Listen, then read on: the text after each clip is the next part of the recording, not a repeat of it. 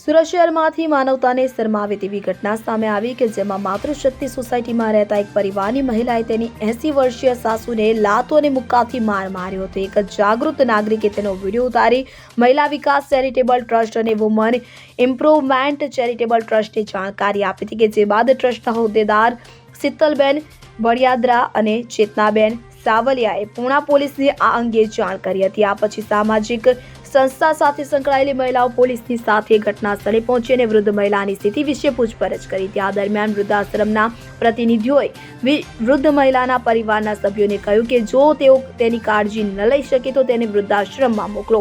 જો કે આ દરમિયાન વૃદ્ધાના પૌત્ર હિરેનભાઈ સેલડિયાએ વૃદ્ધાને લઈ જવા મનાઈ કરી હતી।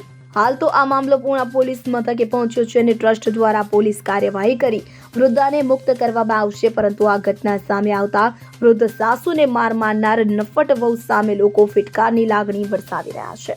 નરેશ સિમરન સાથે સેન 24 ન્યૂઝ સુરત। હવે જુઓ દેશ દુનિયાની તમામ ખબરો તમારી આંગળીના ટેરવે। ઉઠાવો મોબાઈલ અને ગૂગલ પ્લે સ્ટોર પરથી ડાઉનલોડ કરો અમારી CN24 ન્યૂઝ મોબાઈલ એપ।